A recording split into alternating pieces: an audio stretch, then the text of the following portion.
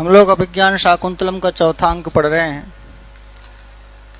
कल काश्यप का प्रवेश हुआ था।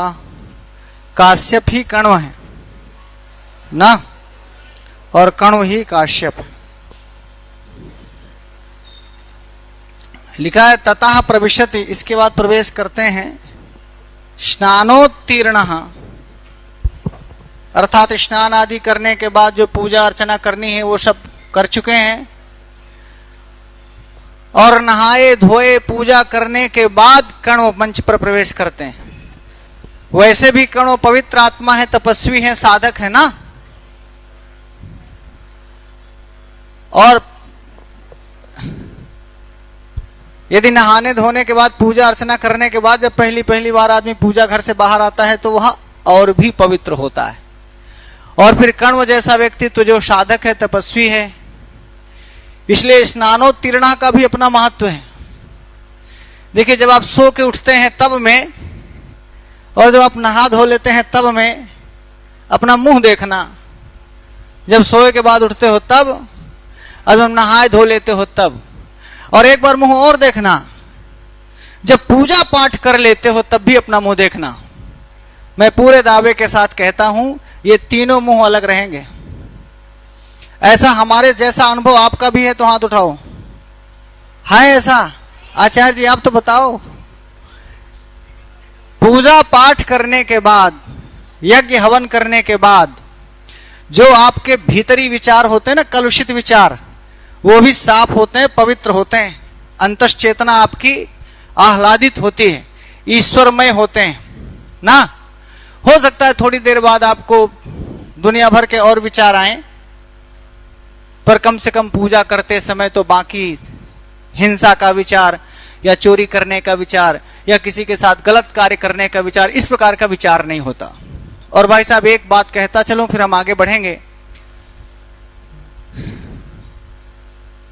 कल हम ना एक दुकान खोज रहे थे, तो वैसे तो आदमी हर रोज बाइक से चला जाता है, बाइक से चले आता है, पर जब आप कोई पर्टिकुलर दुकान खोज रहे होते हैं तो आपकी नजरें इधर उधर होती हैं। तो हम सच में बताएं, सबसे ज्यादा दुकान जो हमें दिखी वो ब्यूटी पार्लर की दिख रही थी। नहीं, इसमें हंसने जैसी कोई बात नहीं है। इसका मतलब ये हुआ, भाई दुकानें सबसे ज्यादा किसकी होगी? जिसकी बिक्री होगी। जिसकी बिक्री नहीं होगी वो दुकान क्यों खोलेगा? हाँ या ना बोलिए। हमको कांच का बर्तन चाहिए था, कांच का, घी अचार रखने के लिए अपने लिए। तो हमको कांच वाली दुकान नहीं मिल रही थी, बहुत खोजे। इसका मतलब अब कांच और वो बर्नी और वो मिट्टी के पात्र बिकने लगभग बंद जैसे हो गए। मिलता होगा कहीं, हो सकता है जहां हम ढूंढ रहे थे वहां ना हो। हम ये तो नहीं कहते कि नहीं कहीं नहीं होगा, होगा कहीं, हमें नहीं दिखा। लेकिन उसमें से जो हमने एक पाठ पढ़ा कि क्या दिखा, तो हर गली में, हर कूचे में, हर रोड में, हर चौराहे में मेंस पार्लर भी दिखे, उनसे ज्यादा। इसका मतलब ये वाला धंधा खूब चल रहा है। अब ये धंधा इसलिए खूब चल रहा है कि चूंकि हम नेचुरली सुंदर नहीं है, इसलिए हम सुंदर दिखना चाहते हैं। गुरुजी, सुंदर दिखना ये एक बड़ी चाहत है, और ये बिजनेस करने वाले समझ गए। हो सकता है जो ब्यूटी पार्लर खोली हो वो उतना सुंदर ना हो। ये जरूरी नहीं है कि हर ब्यूटिशियन बहुत ब्यूटी क्वीन हो, ऐसा नहीं है। अब मेरा हो सकता है थोड़ा कम अनुभव हो, आप सब जाते हैं इसलिए हो सकता है ज्यादा अनुभव हो, पर भाई साहब, और हम आज जिस ब्यूटी की बात करेंगे, हम जिस सौंदर्य की बात करेंगे, और हम जिस शकुंतला की बात करेंगे, अभी कल भी हम लोग ये बात कर रहे थे, और ये सच्ची घटना है, इसलिए मैं आपसे शेयर कर रहा हूं पढ़ाने के पहले, कि भाई साहब यदि हमारी आपकी शादी होती, शायद आपकी शादी होती, तो आप, आजकल तो बड़ा प्रचलन है ब्यूटी पार्लर का, खासकर शादियों के समय में। यहाँ की तो ब्यूटिशियन उनकी प्रेमदा और अनसुईया ही थी, जैसा तैसा भी हुआ वही सब सजाई ना। अब ऐसी शकुंतला जा रही है, जिस शकुंतला का सौंदर्य वर्णन आप पहले अंक में भी पढ़िएगा, पहला अंक मौका मिले तो पढ़िएगा, तो आप शकुंतला को समझ पाएंगे। ऐसे काश्यप प्रवेश करते हैं कहां, मंच पर। अब मैं सबकी नेचुरलिटी बताऊंगा, प्राकृतिक। ये पूरा नाटक सात्विक नाटक है, प्राकृतिक नाटक है। आप समझ पा रहे हैं? जैसा जो पात्र जैसा है वैसा ही है, कोई बनावटी नहीं है, किसी में बनावटीपन नहीं है। वो जो हिरन जाती हुई शकुंतला के वस्त्र को पकड़ता है वो भी नेचुरली पकड़ता है। जो लताएं, जिन लताओं से फूल और पत्ते गिरते हैं वो नेचुरली गिर रहे हैं। जिन हिरणों ने अपना खाना छोड़ दिया है जाने के गम में, वो भी नेचुरली है। ऐसा नहीं कि है कुछ और दिखा कुछ और रहे हैं। और ये जो बात आप यहां सुनने वाले हैं ये भी एक ऋषि के मन का नेचुरल थॉट्स है, प्राकृतिक। जैसा वो सोच पा रहे हैं वैसा बता रहे हैं। इसीलिए 4 प्रसिद्ध श्लोकों में से एक श्लोक है। और जब भी कोई पिता, पूरे भारतवर्ष में जब भी कोई पिता अपनी पुत्री को विदा करता है तो ये केवल कणु की थॉट्स नहीं है, ये केवल कणु के विचार नहीं है, केवल कणु का चिंतन नहीं है। ये दुनिया के हर उस बाप का चिंतन है जो अपनी बिटिया को जिस दिन विदा कर रहा होता है। बोलो हाँ या ना? तब पढ़ोगे तो समझ में आएगा कि इस नाटक में 4 प्रसिद्ध श्लोकों में से क्यों है। बोलो हाँ? देखना, बोले यास्या त्यज्य शकुंतलेति हृदयम, यास्या त्यज्य शकुंतलेति हृदय संस्पृष्टमुत्कंठया कंठस्तंभित बाष्पवृत्ति कलुषः, कंठः स्तंभित बाष्पवृत्ति चिंता जडं दर्शनम् वैक्लव्यं मम तावदीदृशमिदं, वैक्लव्यं मम तावदीदृशम् स्नेहादरण्यौकसः, स्नेहादरण्य पीड्यन्ते गृहिणः कथन्नु तनया, पीड्यन्ते गृहिणः कथन्नु विश्लेष दुःखैर्न वै, विश्लेष दुःखैर्न वै। कर्ण ने कहा, ये सोच रहे हैं आते ही मंच पर, यास्यति अद्य शकुंतला। या प्रापणे धातु है भविष्य काल में, अभी गई नहीं है पर जाएगी। यास्यति अद्य, आज जाएगी। यास्यति अद्य माने आज जाएगी। कौन? आज जाएगी शकुंतला, जाएगी आज शकुंतला। यास्यति माने जाएगी, अद्य माने आज शकुंतला।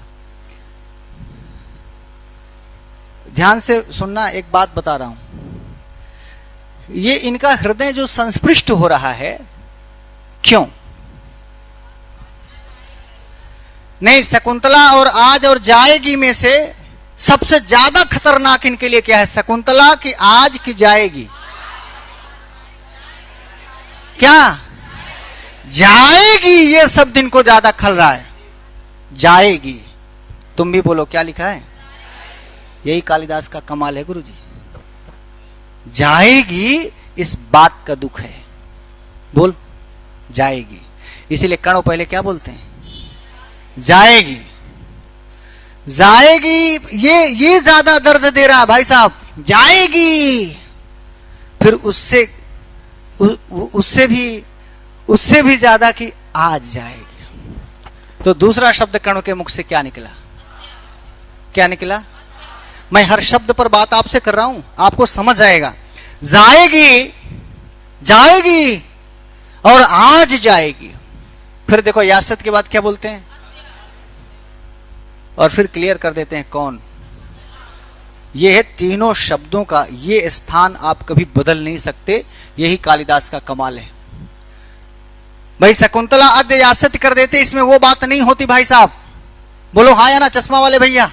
आप समझ रहे हैं क्या करें? जाएगी, इस बात का कष्ट है आचार्य जी। जाएगी और आज जाएगी, ये भी कष्ट है। और शकुंतला जाएगी, ये थोड़ा बात का कष्ट है। बोलो हाँ या ना? तीनों शब्दों को जो उच्चारण किया है कालिदास के कर्ण ने, वो बड़ी मजेदार बात है। मजेदार बात सिर्फ इसलिए नहीं कि ऐसा बाप सोच रहा है, बाप को कष्ट ये है कि जाएगी, और फिर कष्ट है कि आज जाएगी, और फिर ये कष्ट है कि शकुंतला जाएगी। तब कहा यास्य त्यज्य शकुंतलेति हृदयम संस्पृष्टमोत्कण्ठ। हर शब्दों पे आप विचार करना, मैं सिर्फ आपको विचार करने के लिए दूंगा, अर्थ बताने की चीज नहीं भाई साहब। इन सब चीजों का अर्थ नहीं बताया जाता, ये समझ सको तो समझ लेना, इन चीजों का अर्थ केवल अनुभव से आता है। बोलो हाँ या ना। अच्छा, शकुंतला आज जाएगी, इसका सबसे ज्यादा असर, यदि कोई जा रहा है, कोई आपसे वियुक्त हो रहा है, कोई अति प्रियजन आपसे दूर हो रहा है, तो उसका सबसे ज्यादा असर आपके किस अंग में पड़ता है? यहां लिखा है इसलिए मत बोलना, सच्ची सच्ची बोलना कसम खा के। यदि सच होना तो फिर कालिदास के लिए ताली बजनी चाहिए। बोलो हाँ या ना। हम ये नहीं पढ़ा रहे हैं, हम वो पढ़ा रहे हैं कि तू बता, पहले तू बता, तू बताओगे तो इधर दिखेगा। ऐसे नहीं काव्य सुनाटकम रम्य में आचार्य जी, पढ़ाना नहीं मायने रखता है, भीतर आपका दिल क्या कहता है ये बताओ, दिल क्या कहता है। ऐसे नहीं काव्य सुनाटकम रम्य में भाई साहब, ऐसे नहीं तत्र रम्या शकुंतला है, ऐसे नहीं तत्रापि श्लोक चतुष्टयम है। मैं शब्दों से पूछता हूं, आपसे पूछता हूं, उसके बाद अर्थ बताने की जरूरत नहीं होगी, अर्थ तुम्हारे अंदर दिखेगा। यदि आज शकुंतला जाएगी तो किसी बाप का क्या धक-धकाने लगता है, ये हर बाप से जाके पूछना, तो फिर ये श्लोक नहीं पढ़ना पड़ेगा। ये हर उस बाप से जाके पूछो कि आज तुम्हारी बिटिया विदा होगी बाप, कहां कहां फड़फड़ाए रहा है, तो कहे कि हमारा हृदय वहां बैठा जा दिल। हाँ या ना बोलो, समझ में आ रहा हो? ये है हृदयम, ये बात दिल की है गुरुजी, और दिल तक जानी चाहिए। हृदयम संस्पृष्टम, हृदय ही संस्पृष्ट हो सकता है भाई साहब। सबसे ज्यादा प्रभावित जो होगा शकुंतला के जाने से, बिटिया के जाने से बाप का, वो हृदय ही प्रभावित होगा। इसलिए पहली लाइन में जाएगी, फिर आज जाएगी, फिर शकुंतला जाएगी, और इन सब का असर जिस पे पड़ेगा वो हृदय होगा। वो क्या होगा? हाँ, देखिए, हृदय खुलता है, बंद होता है।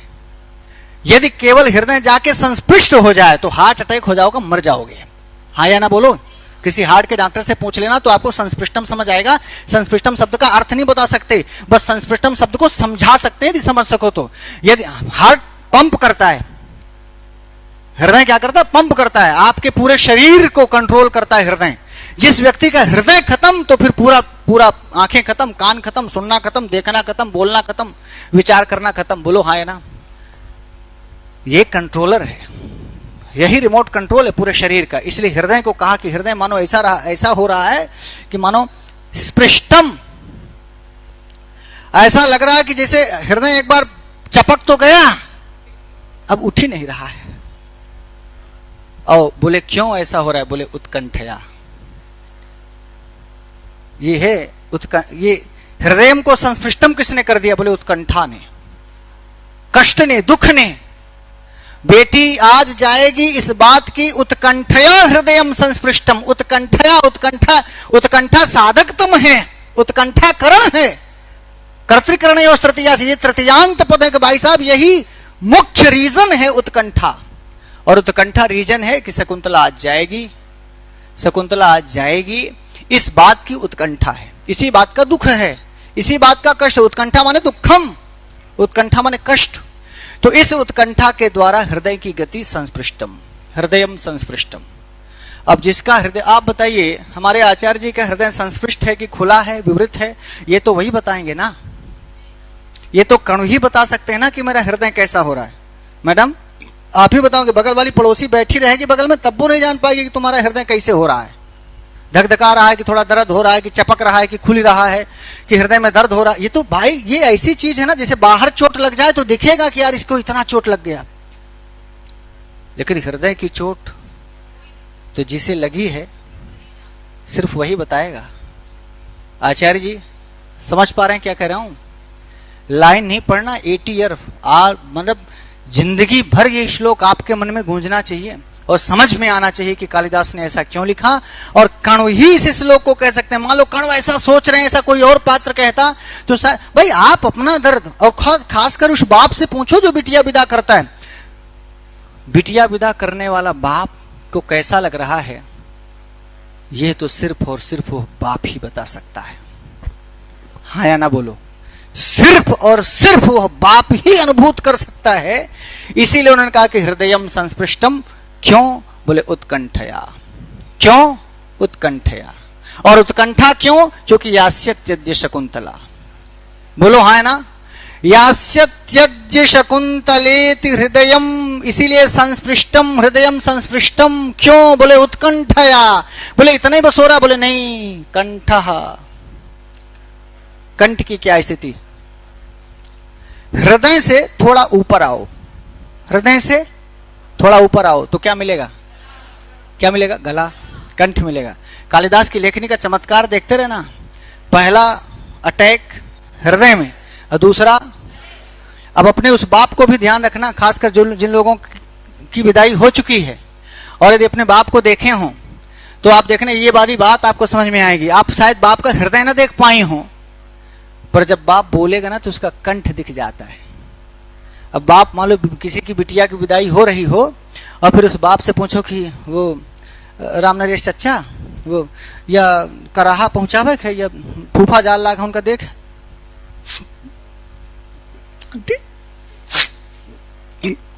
ठीक है। एक बार देखो उस बाप को, वो रोना नहीं चाहता लेकिन आंसू तो भरा है। बोल गुरुजी, रोना नहीं चाहता, वो दिखाना भी नहीं चाहता, वो बार बार ठंगौछा डाए रहता है। ठीक है, लेकिन भाई साहब कंठः कलुषः, कंठः, कंठ कलुषित है, कंठ खुला नहीं, कलुषित है, मैला है, मटमैला है। क्यों? तो बताए कि चूंकि बाष्प वृत्ति स्तंभित हो गई। बाष्प वृत्ति माने आंसुओं का प्रवाह रुक गया है। देखो महतारी का होती ना, रो लेती है महतारी, वह फुफू फुफू फुफू फुफू फुफू फुफू दिन भर रोती है। इसलिए ये नहीं लिखा कि कंठा स्तंभित। हो सकता है ये माँ के लिए उतना अच्छा ना बैठे, लेकिन हर बाप के लिए फिट बैठेगा। पूरे भारतवर्ष के बापों को देखिए जो अपनी बिटिया की विदाई कर रहे हों और रोना नहीं चाहते हैं, लेकिन कंठ तो कलुषित है। कंठः कलुषः। क्यों कंठः कलुषः? क्यों? बोले बाष्प वृत्ति जो आंसुओं का प्रवाह है वो स्तंभित हो गया, ठहर गया, रुक गया है। वो भीतर ही भीतर रो के आंसू रोके हैं। जो बोले कि रोए, बोले कि रोए। यदि आप उनसे बुलवाए कि एकदम अब बाबू रो दी, बोलो हाँ या ना? इसलिए कंठा स्तंभित बाष्प वृत्ति कलुषः का क्या अर्थ है? बोले कुछ अर्थ बता नहीं सकते, बस ये है कि इसको देख लेना कभी। इसको कभी किसी गांव में बिटिया की विदाई होते समय देख सकते हो, पर ना हमारी वाणी में इतना सामर्थ्य है कि हम तुमको अच्छे से बता दें। बस परिस्थितियां बता सकते हैं कि बेटा उस बाप को देख लो, जिस बाप की बिटिया अब बस चलने वाली है, आज विदा होने वाली है, तब तुम उसके आगे पीछे लग जाओ। जहां भी रहे आगे पीछे लग जाओ। छते में जाएगा, कभी इधर जाएगा, चमचियाएगा, कभी इधर देखेगा, कभी उधर पगलाया रहेगा। जैसे जैसे बिटिया की विदाई की बात आएगी, अब कुछ बोलोगे, बोलेगा नहीं, ज्यादातर बोलती बंद हो जाती है, एकदम रुवासा रुवासा रहता, लास्ट में जाते जाते रो ही देता। बोलो हाँ? तो कालिदास ने लिखा कंठः कलुषः। कंठः कलुषः, चूंकि ये पहली बार है कणों के लिए, ये कणों के लिए जिंदगी का पहला अनुभव है। और कणों की तो शादी ही नहीं हुई, कणों तो बिटिया बेटवा पैदा ही नहीं किए, वो तो कभी अरात बरात बन के गए ही नहीं हैं। इनको तो दूसरे की बिटिया मिली आए हैं। ये तो मेनका और विश्वामित्र की बिटिया की विदाई कर रहे हैं। अपनी बिटिया की तो बात छोड़ो, ये तो सगी बिटिया है ही नहीं, फिर भी इतने दिन से रह रही है कि इनमें पितृत्व आ गया है और शकुंतला में पुत्रित्व आ गया है। शकुंतला इन्हीं को अपना बाप जानती है, क्योंकि बचपन से इन्हीं के साथ रही है। और ये पिता ना होते हुए भी, बायोलॉजिकल पिता नहीं है, फिर भी पूरा पितृत्व का गुण है। तो पहला कहा हृदयम संस्पृष्टम कारणम उत्कंठया, फिर कहा कंठः कलुषः, कंठ कलुषित हो गया, मानो कंठ रुंध गया। कंठ में क्यों रुंध गया? तो बोले स्तंभित रुक गई है बाष्प वृत्ति। देखो रो लेते, जब आप रो लेंगे तो कंठ खुल जाएगा, फिर कंठ कलुषित नहीं होगा। बोलो, पर यदि दुख अंदर भरा है, यदि कष्ट अंदर भरा है, यदि आप रो नहीं पा रहे हैं, तो न रो पाने का जो कष्ट है, और उस समय जो आपका कंठ भर रहा जाता है, बोलते कुछ और है, निकलता कुछ और है, बुलाता नहीं है, है? कभी आप देखो इतना भभक भरी हो, इतना दुख भरा हो, इतना दर्द भरा हो कि अब मतलब कुछ बोले कि वो उस कंठ की कल्पना कर लिया आपने। पीछे वाले अंकल, कंठः स्तंभित, कंठः स्तंभित, रुक गया है, बाष्प वृत्ति ही, आंसुओं का प्रवाह स्तंभित हो गया है, इसीलिए कलुषा। तो स्तंभित बाष्प वृत्ति का असर ये हुआ, स्तंभित बाष्प वृत्ति हो गई, इसीलिए कलुषा। क्या? कंठः। तो कंठः स्तंभित बाष्प वृत्ति कलुषः। अब देखना, हृदय से ऊपर आए कंठ, अब कंठ से भी ऊपर आओ, आंख, आगे देखना, चिंता जडम दर्शनम, चिंता जडम दर्शनम। कहते हैं हमारा जो दर्शन है ना, हमारा जो देखना है, वो देखना आंखों से है। देखना किससे होगा? आंखों से। तो देखिए, चिंता के कारण, किस बात की चिंता की? आज हमारी बिटिया जाएगी, और कणों को कौन चिंता होगी? कोई चिंता नहीं। कौन सी चिंता? यास्यत्यद्य शकुंतला, यही चिंता, यास्यत्यद्य शकुंतला। इसीलिए चिंता के कारण जडम हो गया है दर्शन, दर्शन व्यापार जड़ हो गया है। जड़ उसको कहते हैं जिसमें किसी प्रकार की कोई हरकत ना हो। अर्थात आप देखो, ऐसे देख रहे हैं तो ये चिंता जन्म दर्शन में, किधर भी देखने लगे तो देखने, कुछ सोचने लगे तो सोचते ही रह गए, कुछ विचार आने लगा तो कुछ आने लगा, किधर भी देखने लगे। ये कब होता है? यास्यत्यद्य शकुंतला, तब। इसको ध्यान से सुनना। क्या गुरुजी? यास्यत्यद्य शकुंतला, इसीलिए हृदयम संस्पृष्टम, यास्यत्यद्य शकुंतला, इसीलिए कंठः कलुषः, और यास्यत्यद्य शकुंतला, इसीलिए चिंता जडम दर्शनम। बोलो हाँ या ना? चिंता किस बात की? चिंता इसी बात की कि आज शकुंतला जाएगी, इसीलिए चिंता जडम दर्शनम। क्यों कंठ कलुषित हुआ? अच्छा, मान लो शकुंतला न जाती तो कल तो कंठ नहीं कलुषित था। यदि शकुंतला की विदाई नहीं होती तो भी क्या कणों का कंठ कलुषित होता? क्या कणों का हृदय संस्पृष्ट होता? क्या कणों की दृष्टि चिंता जडम दर्शनम होती?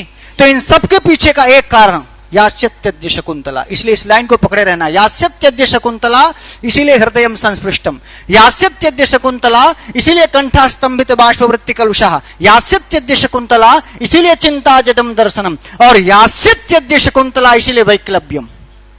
यही व्याकुलता है भाई साहब, व्याकुलता। और वैक्लव्यम शब्द का भी कुछ अर्थ किताब में पढ़ते रहो भाई साहब। ये चीजें ना किताब में नहीं पढ़ाई जा सकती और किताब में नहीं लिखा जा सकता। क्या किसी बाप के दर्द को आप किताब में उकेर पाओगे? जो अपनी बिटिया की विदाई के समय जिस प्रकार की फीलिंग्स है, उसे दुनिया का शायद कोई भी भाषा इस बात को ना ये अभिव्यक्त नहीं कर सकता कि वो कैसी फीलिंग्स है। बस समझ सकते हो तो कंठः कलुषः से समझ लो, समझ सकते हो तो हृदयम संस्पृष्टम से समझ लो, समझ सकते हो तो चिंता जडम दर्शनम से समझ लो, और समझ सकते हो तो कहते हैं कि मम वैक्लव्यम, मम मेरी। कौन कह रहे हैं? कणो। मेरी इतनी व्याकुलता, मैं इतना व्याकुल हो रहा हूं। जब दुख पार हो जाए, परे हो जाए किसी से, तब आदमी, गांव में कहते ना कि बैकला आएगा है। बैकलाना समझते हो? गांव की भाषा में बैकल, हाँ बैकला आ गया। तो हर बाप बिटिया की विदाई के समय बैकलाइन जाता है। ओकर बुद्धि नहीं काम देती गुरुजी, उसका सारा शास्त्र ज्ञान बह जाता है। बोलो हाँ? काहे कितना पढ़ा लिखो, चाहे प्रोफेसर हो, प्रोफेसर भी अपनी बिटिया को विदा करेगा तो फक के रोएगा, किसान भी बिटिया को विदा करेगा तो रोएगा, मजदूर भी बिटिया को विदा करेगा तो रोएगा। कितनी सारी पढ़ाई लिखाई धरी की धरी रह जाती है। बोलो हाँ या ना? दूसरे के लिए उपदेश देना बड़ा आसान है गुरुजी। जिस दिन तुम्हारे ऊपर पड़ता है ना, फिर उस दिन उपदेश काम नहीं आता। बोलो हाँ? वही वो कह रहे हैं, दुनिया को, ये जगत को उपदेश देने वाले कि सब मोह माया है, सब जगत नश्वर है। तो कणों के लिए जगत नश्वर नहीं? कणों के लिए भी जगत नश्वर है। लेकिन आज अपने ऊपर बात आई कि नहीं, सुख दुख समान है। ये जिंदगी भर शास्त्रों में यही पढ़े कि सुख दुख समान है, दिन रात की तरह सुख दुख आते हैं जाते हैं। तो आज सही ले, सही लीजिए, सुख दुख समान है। शास्त्र पढ़े, आप तो उपनिषद पढ़े, वेद पढ़े। बोलो हाँ या ना? खुद कह रहे हैं कि वैक्लव्यम मम, यह व्याकुलता इस प्रकार की मेरी। अब इस मेरी में बहुत बड़ा अर्थ है गुरुजी कालिदास की। अर्थात भाई दुनिया रोए तो रोए, जिसने बिटिया को पैदा किया, जिसने पाला, जिसने बढ़ाया, जिसने किया, वो रोए तो शादी की, ये तो ब्याह तक नहीं किए, विवाह तक नहीं किया, आजन्म ब्रह्मचारी हैं, सन्यासी हैं। बोलो, एक सन्यासी को, एक ब्रह्मचारी को, एक साधु को, एक तपस्वी को वो यही कह रहे हैं कि मम वैक्लव्यम, मेरी इतनी व्याकुलता क्यों? तो बोले स्नेहात। ये जवाब है गुरुजी, ये हेतु है, ये कारण है वैक्लव्यम का। मम वैक्लव्यम क्यों? तो वो भी स्पष्ट भी करते हैं, समझदार हैं। वो कहते हैं मान लो शकुंतला से कोई स्नेह नहीं होता भाई साहब, इस शकुंतला से जैसे मान लो आपको आजकल, जैसे मान लो आपके पिताजी को जब आप विदा हुई होंगी तो कष्ट हुआ होगा, पर ऐसे भी तो अगल बगल में भी तो बिटियाएं विदा होंगी, तब तो आपके बाप की वो स्थिति नहीं रही होगी। क्यों? अस्नेहात, वहां से स्नेह नहीं है।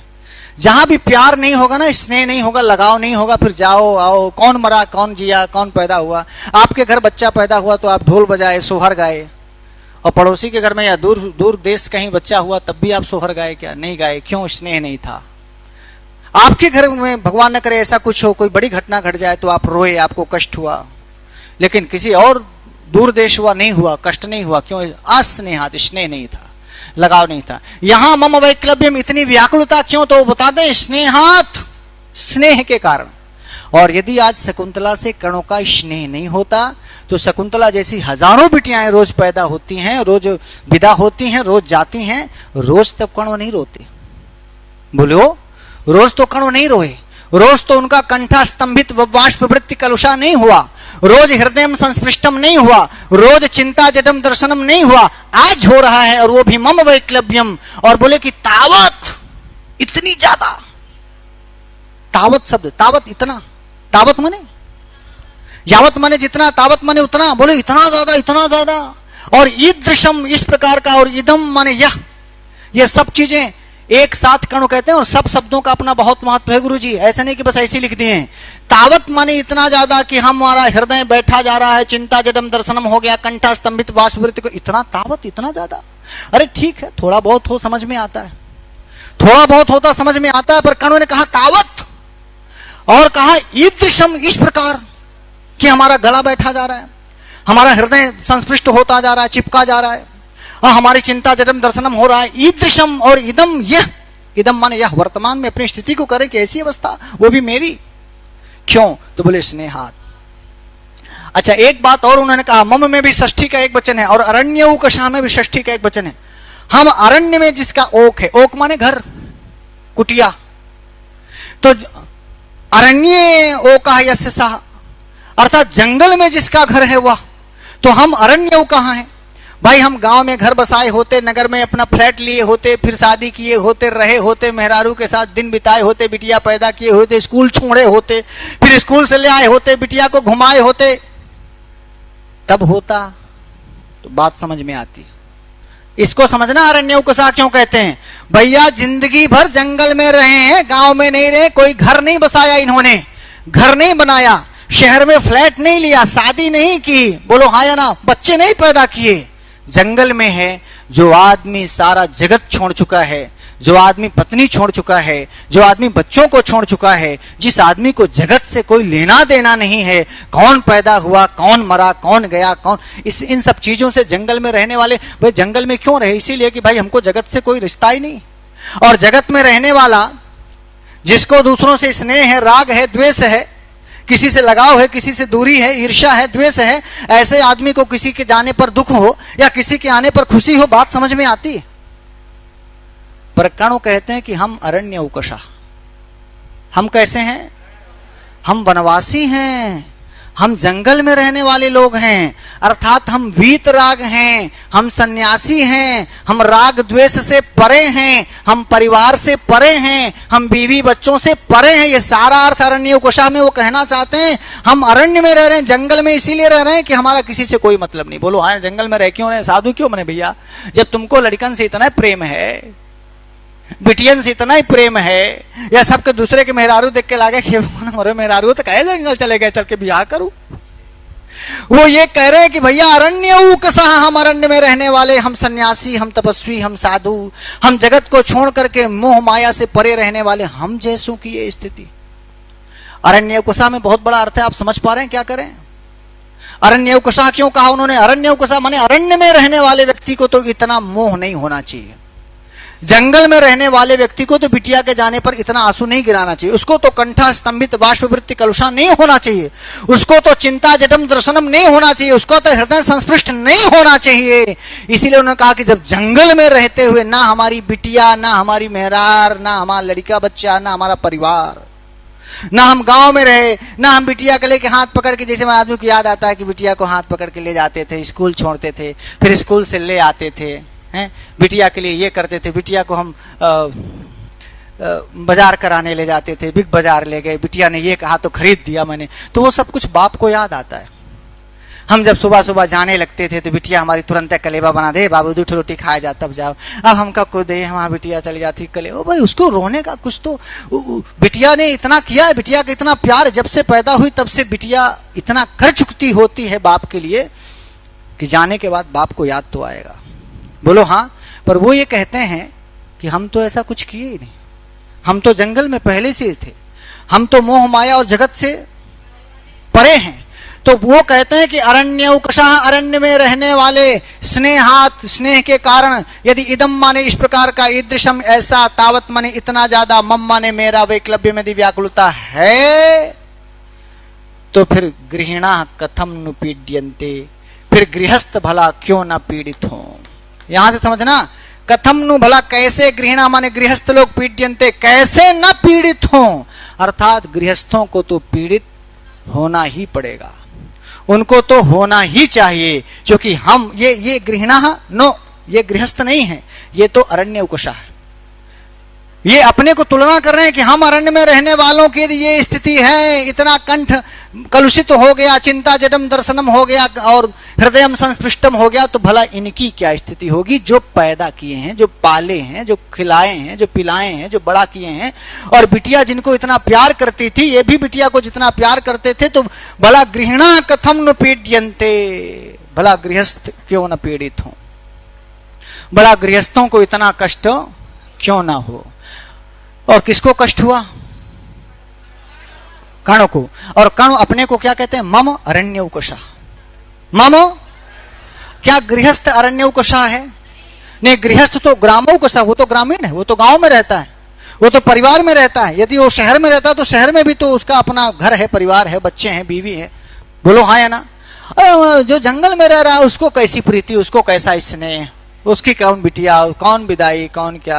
आप देखिए कभी साधु सन्यासी के पास जाके कहिए कि महाराज हमारी बिटिया की विदाई हो गई है, हमारी बिटिया चली गई, आप रोने लगे ऐसा कह के, तो साधु रोने लगेगा?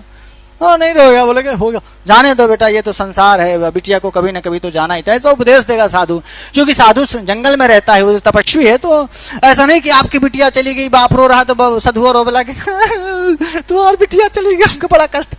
कोई कष्ट नहीं, बिटिया चला जाए चाचा तो तुम्हारा लड़का भाग जाए, अच्छा तुम्हारा लड़का कहीं को भगा ले जाए, कोई फर्क नहीं पड़ता साधु को, कोई फर्क नहीं पड़ता जंगल में रहने वाले सन्यासी को। जंगल में है ही इसी बात का, बोलो हाँ या ना।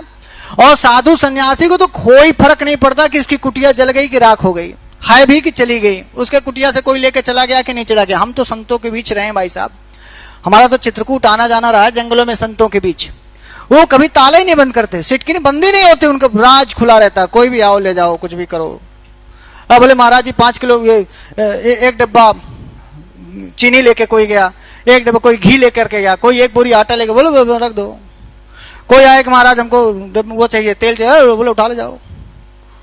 हमको लगता था, हम जिस बाबा के यहाँ जाते थे, हमको लगता था कहे बाबा दे ला गए, बाबा को कोई दिया, कहे बाबा दे ले सबको। अब बाबा सबको, अब बाबा के लिए शाम को बनाने के लिए आलू नहीं है, पर दूसरा बाबा कुटिया से आया कि बोले त्रिवेणी दास बाबा आलू नहीं है, अरे उठा ले जाओ, अपने से नहीं देते कभी, और कहा उठा ले जाओ। तो वो बाबा सब उठा ले गया। अब हमको संध्या को रहना था, हमको लगा शाम को सब्जी क्या बनेगी, तो हम लोग बाबा से बोले बाबा जी आलू नहीं है, कहीं आलू नहीं है, कोई बात नहीं, देख लो कुछ और होगा। तो बोले कि महाराज जी सब्जी कुछ नहीं है, तो बोले सब्जी नहीं तो रोटी बना लो। ओ ये है अरण्य उकशा, तुम्हारे पास है कि नहीं है। ये मैं सच्ची घटना बता रहा हूं, जा करके मैंने अनुभूत किया है। नहीं तो हम लोग होते ना तो कहते कैसे बाबा 4 ठो आलू ले ले, 4 ठो हमारा संजक बनाओ। हमारे घरे 2 ठो मेहमान आए इलाहाबाद से, आज रुकी ही नहीं। हम जब कभी गए तो बाबा से पूछे, बाबा जी क्या लेते हैं? बोले कुछ नहीं, आप आ जाओ बस, कुछ नहीं। अरे बाबा ये नहीं बता देगा भैया, हाँ सब्जी लेता हो, हरी भाजी लेता हो, कोई दूध लेता हो। बोले चाय पीना हो तो आप अपने लिए दूध लेते आइए, और नहीं है तो जंगल है वहां कुछ भी नहीं मिलता। बोलो हाँ या ना? लेकिन भाई साहब हमने तो अरण्यकोशा देखा है, कौन ले जा रहा है, क्या ले जा रहा है, क्या कहाँ जा रहा है, क्या है क्या नहीं है, क्या दे रहे हो क्या नहीं दे रहे हो। हमारे यहाँ आश्रम में आए थे, यहाँ कृष्णकुलम में, तो उनको किसी ने दिया बुरिया भर आटा, देते हैं ना साधु संतों को, साधु संत खाए, तो वो उतार के यहाँ पर रख दिए कृष्णकुलम में। बोले महाराज हमको नरक भेज देंगे, हम नरक चले जाएंगे, ये आपका ले लेंगे तो आपका खाएंगे। बोले तुम हमारा थोड़ी है, हाँ हम कहाँ से लाए हैं, ये तो हमको किसी ने दिया, तो यहाँ तुम लड़के रखे हो, 10 ठो लड़के तुम पाले हो, ये सब खाना पीना खाते, इन्हीं को खिला देना। भाई साहब इतना आसान नहीं होता संतों का खा के पचा लेना। बोलो हाँ या ना? डरना, तुमको बता रहे हैं डरना। और 5 रुपया साधु के ले लिए ना तो 500 भरना। हाँ बोलो, आए बोले ये मेरा आशीर्वाद है बेटा, तुम रखो, तुम 10-20 ठो लड़के रहते हैं, यही सब खा पी लेंगे। ये आप देखें बाबा को। तो मैं आपको ये बता रहा था अरण्यकोशा, अरण्य में रहने वाले लोग कितने निश्चल होते हैं, कितने निष्प्रिय होते हैं। कौन आया कौन गया, क्या हुआ, क्या चीज चली गई क्या नहीं चली गई, क्या हुआ कुछ मतलब नहीं, ठीक है, राम नाम भजन करो, बस भजन करो ऐसा। अरण्यकोशा स्नेहात, स्नेह के कारण तावदीदृशमिदम क्या वैक्लव्यम, तावत वैक्लव्यम, ईदृशम वैक्लव्यम, इदम वैक्लव्यम। ये जो तावत ईदृशम इदम वैक्लव्यम है, ये क्यों है? बोले स्नेहात है और होना नहीं चाहिए, इसलिए कहते हैं अरण्यकोशा मम। ये बड़ी आश्चर्य की बात है, जंगल में रहने वाले हम लोगों को हो रहा है, ऐसा नहीं होना चाहिए। फिर लास्ट में कहते हैं गृहिणा पीड्यन्ते गृहिणा कथम नु, कैसे पीड़ित नहीं हो? तनया विश्लेष दुखई, तृतीया का बहुवचन, तनया माने पुत्री, विश्लेष माने अलगाव वियोग, तो तनया विश्लेष माने पुत्री का वियोग, और पुत्री के वियोग जन दुखई, दुखों से, दुखई माने दुख के द्वारा या दुखों से, और वो भी दुख जब नवई हो, नवई ही हो, पहली बार बिटिया, प्रथम बार बिटिया विदा हो रही हो, तब शायद ज्यादा दुख होता है। बोलो हाँ या ना? तो नवई ही दुखई ही, नवई ही दुखई, नए नया प्रथम बार जब बिटिया की, क्या कैसा दुख? तो दुख को डिफाइन किया, कैसा दुख? बोले तनया विश्लेष का दुख, तनया के विश्लेष का दुख। तनया माने पुत्री के, विश्लेष माने अलगाव का, दुख ही माने जो दुख होता है, और नवई माने जो नया होता है, पहली बार होता है, प्रथम बार होता है, ऐसे दुख से कथम नो, भला कैसे नहीं। गृहिणा, गृही गृहिणो गृहिणा बहुवचनांत है, और इसलिए पीड्यते पीड्यते पीड्यन्ते ये भी बहुवचनांत है। भला गृहस्थी कैसे न पीड़ित हो, माने गृहस्थी जनों को तो पीड़ित होना ही चाहिए, क्योंकि अरण्यकोशा यदि पीड्यन्ते, यदि जंगल में रहने वाले लोग स्नेहात, स्नेह के कारण इतनी व्याकुलता यदि हमारे अंदर हो सकती है, तो भला इससे ज्यादा व्याकुलता गृहस्थों को होती होगी। वो उन गृहस्थों की दुख की कल्पना करके कह रहे हैं कि पीड्यन्ते गृहिणा कथनु तनया विश्लेष दुखैर्नवै। कर लेंगे इसे। अब सब चीजों का कारण है, यास्यत्यदि शकुंतला, यह कारण है। इसीलिए हृदयम संस्पृष्टम, क्यों उत्कंठया, उत्कंठा भी कहां से पैदा हुई? आज शकुंतला जाएगी, इस बात की उत्कंठा, इस बात का दुख है, इसीलिए हृदयम संस्पृष्टम। और इसीलिए कंठा स्तंभित माने ठहर गया है, बाष्पवृत्ति माने आंसुओं का प्रवाह, आंसुओं का प्रवाह रुक गया है, इसीलिए कंठा कलुषा। और चिंता जडम, चिंता के कारण, चिंता इस बात की कि आज शकुंतला जाएगी, इस बात के कारण, चिंता के कारण जड़ हो गई है, निश्चेष्ट हो गई है। दर्शनम माने देखना, यानी दृष्टि का व्यापार, यानी हमारी नजरें। और वैक्लव्यम ममो, मेरी इस प्रकार की व्याकुलता किससे हुई? स्नेहात, अरण्यकोशा, जंगल में रहने वाले मम, अरण्यकोशा मम। ये क्यों इतनी? तावत ईदृशम इदम, तावत ईदृशम इदम किम वैक्लव्यम, तावत वैक्लव्यम ईदृशम वैक्लव्यम इदम वैक्लव्यम। इस प्रकार की इतनी मात्रा में जो व्याकुलता है, जो कष्ट है, ये प्रेम के कारण हो रही है, शकुंतला से स्नेह के कारण हो रही है। फिर भी हम जंगल में रहने वालों को हो रही है, इस बात की कणों को चिंता है। और तब उन्होंने गृहस्थों के उस दुख की कल्पना की, कि हम सुना करते थे कि जब गृहस्थ लोग अपनी बिटिया की विदाई करते हैं तो रोते हैं, आज उन्होंने महसूस किया और चौथी लाइन समर्पित की हम सब लोगों को और हर गृहस्थ के लिए। कण्व ने कहा कि पीड्यन्ते गृहिणा कथन तनया विश्लेष दुखैर नवै। कर लेंगे इसे। हाँ, यास्यति और अद्य, यास्यत के ता में ई है, आगे आ है, यण संधि हो गई, यास्यत्यदि में यण संधि बनेगी, बोलो हाँ या ना। और शकुंतला और इति, शकुंतलेति, शकुंतला के ला में आ है, आगे ई है, आ ई मिलकर के ए हो गया, कौन संधि हो गई, गुण संधि। और स्नेहात के ता में ता है, प्रथम अक्षर है, और ये फिर दा हो जाएगा, स्नेहाद अरण्यकुशा वाक्धनीसा वागीसा की तरह, बोलो हाँ। हल संधि है, व्यंजन संधि है, और हल में भी कहो तो जस्तु संधि है जिसमें तीसरा अक्षर होता है। अरण्य ओकशहा, इस परेशान ना हो, ये सब आपको दे देंगे, हम अपने लिए क्यों रखेंगे, ये सब आपको मिलने वाला है, इसलिए आप सोचो कि नहीं सर लिख लें नोट कर लें, कोई जरूरत नहीं, सब आपको मिलेगा ही। अभी नहीं तो बाद में पढ़ाने के बाद आपको भेज देंगे, आप देखना, ग्रुप में भेज देना ये सब।